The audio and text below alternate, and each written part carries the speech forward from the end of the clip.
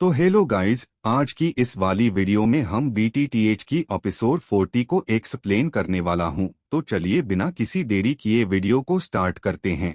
और जैसा कि हमने पिछले एपिसोड में देखा था, जियो यान को उल्कापिंड दिल की ज्वाला से घिरा हुआ देखना सुकियान ने ठंडी और उदास आवाज में कहा, कमीने, मैं तुम्हें हमेशा के लिए सील कर दूंगा, भले ही आज मुझे अपनी जान जोखिम में डालनी पड़े। ऐसा कहने के बाद सुकियान के शरीर से एक अजीब सी काली आभा तेजी से निकली। अंत में आकाश में ऊर्जा का एक मोटा काला जाल बन गया। जैसे ही यह काला जाल दिखाई दिया, यह अजीब तरह से फॉलिंग हार्ट फ्लेम के ऊपर रखा गया। उल्कापिंड हृदय ज्वाला के नीचे काला जाल देखकर संघर्ष करते रहते हैं। सुकियान ने अपनी मुट्ठी उसकी छाती पर पटक दी और मुंह से खून बेतहाशा बाहर निकल आया। सुकियान की बेताब हड़ताल के बाद फॉलिंग हार्ट फ्लेम अब और नहीं रुक सकती थी। काले जाल में लिपटा हुआ यह sky burning QE refining tower के नीचे गहरे मेग्मा दुनिया में धंस गया था। फॉलिंग हार्ट फ्लेम की सीलिंग के साथ इनर कोर्टयार्ड में तबाही आखिरकार खत्म हो गई। जियो यान पूरी तरह से होश खो चुका था, क्योंकि उसे खा लिया गया था। जिस चीज ने उसे कोमा से जगाया वह दर्द था, जो उसकी हड्डियों में गहराई तक घुस गया था। जब जियो यान ने अपनी आंखें खोलीं, तो उसने खुद को लावा के विशाल विस्तार के बीच में पाया। के बाद उन्होंने अपनी स्पष्टता को थोड़ा पुनः प्राप्त किया। पिल एल्डर की कुछ फीकी और बूढ़ी आवाज उसके दिल में गूंज उठी। इसने कहा कि यह पृथ्वी के नीचे गहरा था, वह स्थान जहां उल्कापिंड हृदय ज्वाला का जन्म हुआ था। जियो यान ने जल्दी से अपने दिमाग में पिल एल्डर से पूछा कि वह कैसे कर रहा है। पिल एल्डर की आवाज कुछ अत्यावश्यक थी, क्योंकि उसने जियो यान को बताया कि वह अभी भी कुछ समय के लिए रुक सकता है। जियो यान को उल्कापिंड दिल की ज्वाला ने लगभग आधे महीने तक यहाँ घसीटा था। इस अवधि के दौरान उल्कापिंड हृदय ज्वाला अपने अंदर के हरे कमल पृथ्वी हृदय ज्वाला को परिष्कृत करने की कोशिश कर रही थी, जबकि जियो यान बेहोश था। यह पिल एल्डर थी जो बोन स्पिरिट कोल्ड फ्लेम से उसका बचाव कर रही थी। हालांकि खपत इतनी अधिक थी कि एल्डर मेडिसिन भी अधिक समय तक टिक नहीं पाई। जियो यान के दिल में दहशत की लहर दौड़ गई। उसने खुद को शांत करने के लिए मजबूर किया और सूखी आवाज में एल्डर मेडिसिन से पूछा कि वह यहाँ से कैसे बच सकता है। काफी देर बाद ही उसने जवाब दिया कि वह भी नहीं जानता। यह गहरा भूमिगत था और यहाँ उल्कापिंड हृदय ज्वाला की शक्ति लगभग निरंतर थी। जब तक वह अपनी चरम शक्ति पर नहीं लौटा, तब तक उसकी नाकाबंदी को तोड़ना ही संभव था। अगर बोन स्पिरिट कोल्ड फ्लेम के लिए नहीं, जियो यान बेहोश होने पर उल्कापिंड की ज्वाला से राख में जल गया होगा। जियो यान ने अपनी मुट्ठी भींच ली। उसकी आंखें इस्तीफे से टिमटिमा रही थीं। अभी भी बहुत सी चीजें उसके इंतजार में थीं। उसके करने के लिए अभी भी बहुत सी चीजें प्रतीक्षा कर रही थीं। उसे जियो परिवार की शर्मिंदगी दूर करने की जरूरत थी और उसे अपने लापता पिता को खोजने की जरूरत थी। जियो यान उसके एक मजबूत आदमी बनने और उसके सामने आने का इंतजार कर रहा था। इसलिए जियो यान को यहाँ नहीं मरना चाहिए। जियो यान की जीने की तीव्र इच्छा को भांपते हुए याओ लाओ हल्के से मुस्कुराए और कहा, चूंकि यह मामला है, मैं आपके लिए अपना हिस्सा करूंगा, भले ही मुझे अपनी पुरानी हड्डियों से लड़ना पड़े। उसने जियो यान को बताया कि बोन स्पिरिट कोल्ड फ्लेम अभी भी 3 और दिनों तक चल सकती है। 3 दिनों के बाद वह उसे सारी आत्मिक शक्ति दे देगा जो उसके पास बची थी। इसके बाद वह गहरी नींद में सो जाएगा। बाकी सब जियो यान पर निर्भर था। जियो यान की आंखें लाल थीं और उसने याओ लाओ को आराम करने के लिए फुसफुसाया। उसने उसके लिए एक शरीर बनाने का वादा किया था जो उसकी आत्मा को समायोजित कर सके। वह अपनी जान यहाँ कैसे फेंक सकता है। जियो यान ने अपने नेदर रिंग से ग्रीन लोटस अर्थ हार्ट फ्लेम के साथ कमल मंच निकाला। वह उस पर बैठकर खेती करता था। हरे कमल के मंच को देखते हुए एल्डर याओ ने जियो यान को बताया कि उसके सो जाने के बाद यदि वह और अधिक समय तक नहीं रुक सकता, तो उसे अर्थ स्पिरिट पिल लेनी चाहिए ताकि वह अधिक समय तक जारी रख सके। जियो यान को देखते हुए, जो धीरे धीरे साधना की स्थिति में प्रवेश कर रहा था, बुजुर्ग याओ लंबे समय तक चुप रहे। उसने आह भरते हुए कहा, छोटे साथी, शायद यह तुम्हारे लिए एक विपत्ति है। मैं समझ सकता हूँ कि अगर तुम यहाँ से सफलतापूर्वक बच निकली तो तुम निश्चित रूप से एक तितली में बदल जाओगी। उस समय आप वास्तव में एक मजबूत व्यक्ति बन जाएंगे। उस समय आंतरिक प्रांगण जो युद्ध से मलबे में तब्दील हो गया था, धीरे धीरे फिर से बनाया जा रहा था। Sky burning QE refining tower, जिसमें अभी भी खेती की गति बढ़ाने की क्षमता थी, को भी खोला गया। हालांकि जियो यान की मृत्यु के बाद पान कबीले में एक उदास माहौल छा गया था, लेकिन ग्रैंडमिस्ट की ताकत स्नोबॉल की तरह बढ़ रही थी। यहाँ तक कि जी यान ने भी घोषणा की थी कि वह ग्रैंडमिस्ट में शामिल हो रही है। Sky burning QE refining tower की 8वीं मंजिल पर इनर एकेडमी के बुजुर्ग यहाँ एक बैठक के लिए एकत्रित हुए थे। लीडर सुकियान व्हीलचेयर पर बैठी हुई थी। उसके सफेद बाल असामान्य रूप से बूढ़े दिख रहे थे। इनर अकादमी पर हमले में भाग लेने वाले ब्लैक हॉर्न्स क्षेत्र के शक्तिशाली लोगों की उत्पत्ति की स्पष्ट रूप से जांच की गई थी।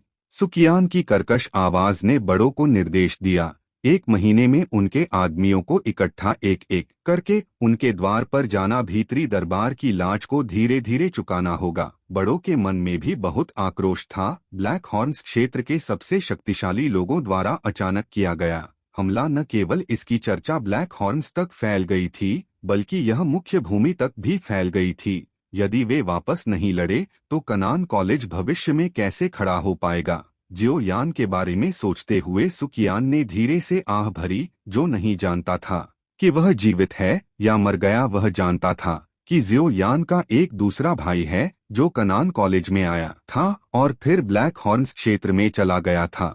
इसलिए उन्होंने आंतरिक अकादमी में जियो यान की दयालुता लौटाने के तरीके के रूप में जियोली की गुप्त रूप से रक्षा करने का निर्देश दिया। पिल एल्डर ने जियो यान को जगाया जो साधना की स्थिति में था, और उसे बताया कि वह अपनी सीमा तक पहुंचने वाला था। ग्रीन लोटस अर्थ हार्ट फ्लेम के उभरने के साथ पिल एल्डर ने जियो यान को ध्यान रखने के लिए कहा। उनके गुरु और शिष्य का जीवन उनके हाथों में था। याओ लाओ ने पहले जो किया था उससे आगे बढ़ना जियो यान ने महसूस किया कि मीटियोरिक हार्ट फ्लेम से लड़ने की खपत कितनी अधिक थी। उसे लगा कि वह शायद 1 सप्ताह भी नहीं टिक पाएगा। बाहर अनंत अदृश्य लपटों को देख रहे हैं।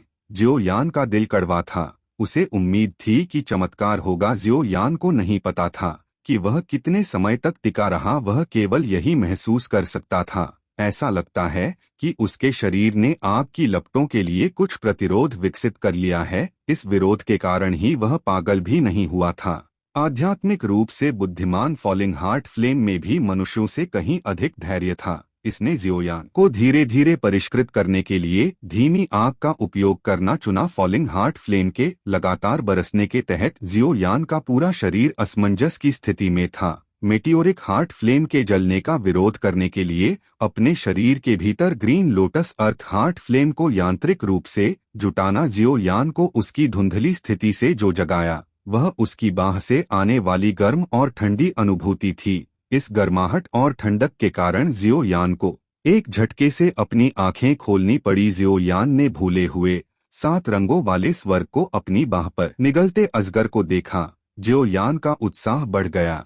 इस एकांत और शांत जगह में जो इतना पागल कर देने वाला था, कुछ ऐसा जो उससे बात कर सकता था, अचानक प्रकट हुआ। जियो यान का मन बहुत उत्साहित था। इस समय स्वर्ग निगलने वाले अजगर की राक्षसी सांप की पुतलियों का जोड़ा लगातार रंग बदल रहा था। जाहिर है अंदर की 2 आत्माएं शरीर पर नियंत्रण के लिए लड़ रही थीं। अंत में यह रानी मेडुसा थी जो शरीर पर नियंत्रण के लिए लड़ने के बाद बाहर निकली। जैसे ही मेडुसा प्रकट हुई उस पर अवधारणात्मक फॉलिंग हार्ट फ्लेम ने हमला किया। हालांकि मेडुसा में आग नहीं थी, फिर भी उसकी ताकत थी। अपने हाथ की लहर से वह अदृश्य लपटों को दूर करने में सक्षम थी। जब उसने अपने आसपास देखा तो मेडुसा का चेहरा बहुत भद्दा लग रहा था।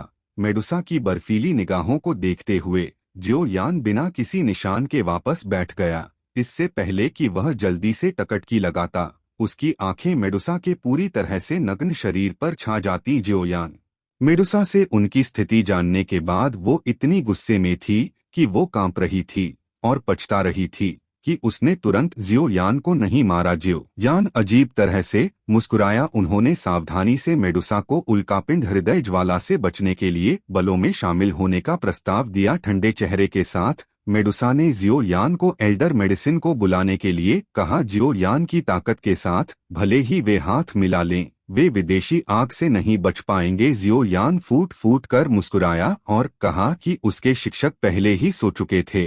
मेडुसा के दिल में गुस्सा इतना अधिक था कि उसने जियो यान को मारने के लिए अपनी हथेली ऊपर उठाई। इस बिंदु पर जियो यान को अब परवाह नहीं थी कि वह मेडुसा को नाराज करेगा या नहीं। उसने अपना हाथ बढ़ाया और कहा, यदि तुम मुझे मार भी दोगे तो तुम बाहर नहीं निकल पाओगे। मेडुसा ने उपहास किया और कहा, राजा ने कभी किस तरह की खतरनाक स्थिति का सामना नहीं किया। एक विदेशी आग के लिए मुझे यहाँ रखना इतना आसान नहीं होगा। ऐसा कहने के बाद मेडुसा फॉलिंग हार्ट फ्लेम पर हमला करती रही जो उनके चारों ओर लिपटी हुई थी।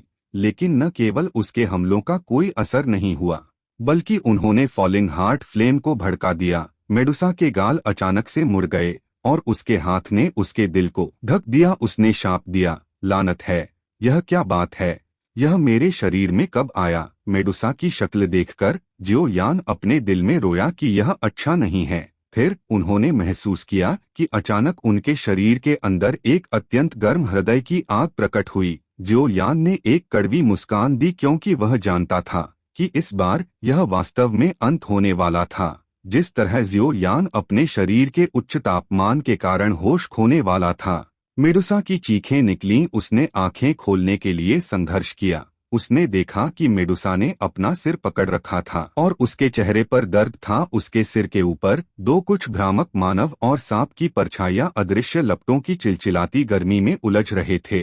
जियो यान ने मेडुसा को अपने दिल में एक बेवकूफ होने के लिए श्राप दिया। उल्कापिंड हृदय की ज्वाला आत्मा के शरीर के लिए अत्यंत हानिकारक थी और मेडुसा की आत्मा ने शरीर पर पूरी तरह से कब्जा नहीं किया था। इस समय उल्कापिंड हृदय ज्वाला जो सीधे आत्मा को जला सकती है, उसकी असली दास्तां है। और इसी के साथ ही एपिसोड यहीं पर खत्म हो जाता है। तो दोस्तों, इसका नेक्स्ट एपिसोड जल्दी हमारे चैनल पर आ जाएगा, तो हमारे चैनल को जरूर से सब्सक्राइब कर लेना है और बेल आइकन पर जरूर से क्लिक कर देना है ताकि मैं कोई सा भी वीडियो अपलोड करूं तो सबसे पहले आप लोगों के पास पहुंचे। तो मैं मिलता हूं अगली वाले वीडियो में अगले एक्सप्लेनेशन के साथ में। तब तक के लिए गुड बाय।